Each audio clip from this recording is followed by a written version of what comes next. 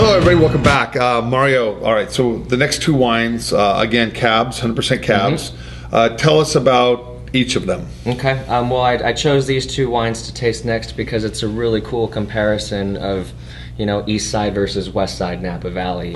They're both hillside vineyards.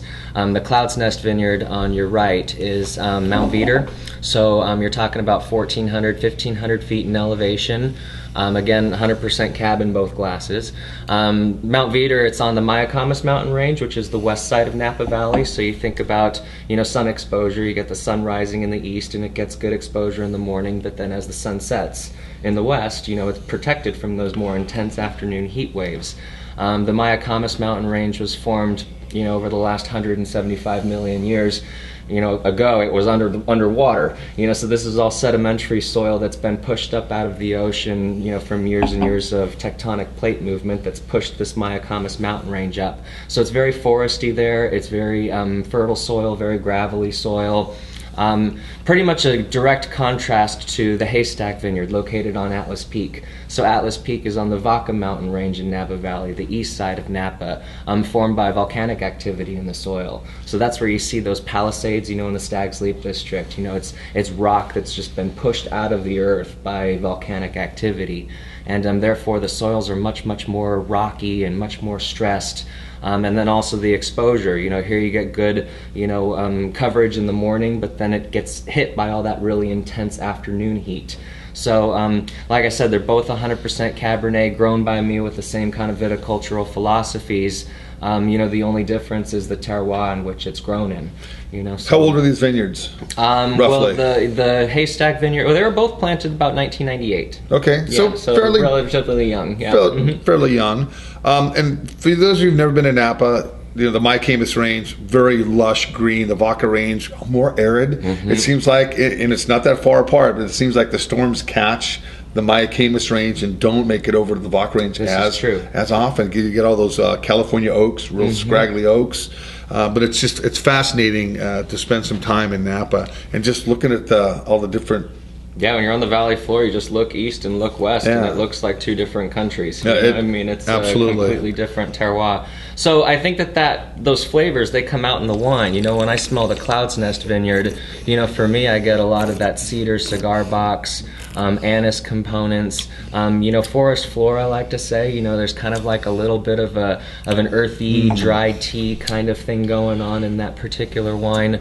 Where Haystack, you know, having that more intense afternoon exposure, you know, the berries are smaller, the fruit gets riper, you know, so I feel like you get a lot more of those purple, violet fruit kind of characteristics. You know, it's a much more tannic wine as well, you know, just having smaller berries and you know, you just get a lot more of that tannin structure. I think this is a wine that definitely would lay down longer than the Cloud's Nest. You know, Cloud's Nest, it's a little bit softer, it's a little bit more approachable, while the Haystack Vineyard, it's definitely got that structure, that backbone. You know, I call Haystack the Cabernet for those Cabernet drinkers that just can't get enough tannin. You know, they really this Haystack is pretty opulent. I mean, just it's got tannins, acid, and you can lay this down. I think a little bit longer than the 2008 that we did on the last show. It's just good. It's about $55-$60 a bottle again. It's a beautiful integrated bottle of wine, and it's just very nice. Okay, now the next one here. This is the Cloud's Nest. Oh, yeah. The Cloud's Nest is on the right, and Haystack is on the left. Okay, that was the Cloud's. Okay, Cloud's Nest. Then we'll go to the Haystack. How big is the Haystack vineyard?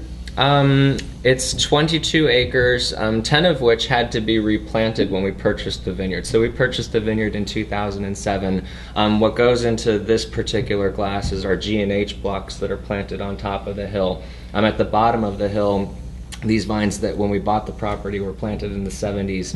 They had really bad eutypa, which is a grape, you know, kind of disease that kills the arms, and eventually you have to rip out the vineyard. So in 2008 we ripped out the vineyard.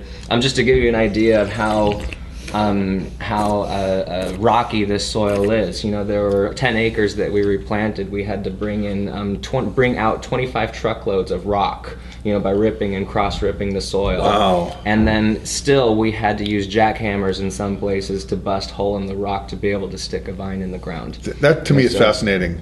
Crazy rocky soil, you know. So and that's that thin soil that creates the concentration and the tannin structure. You know, where Mayacamas, you know, valley, or you know, it was under the ocean floor at one time. You know, it's much more rich, much more fertile. You know, and so therefore the berries are a little bit bigger, and you don't have that same huge tannin structure or the big purple fruit components that come out of a haystack. You know, you get a little bit more of that, like I said, the forest floor and.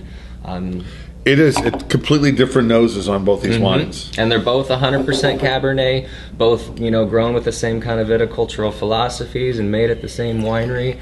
The only difference is the terroir and a little bit different oak regime, obviously, as I touched on before. Fantastic. All right, when we come back, we're going to do the final two wines in this lineup today, and I'm sure you guys will want to go out there and try to find some of these wines. They're delicious.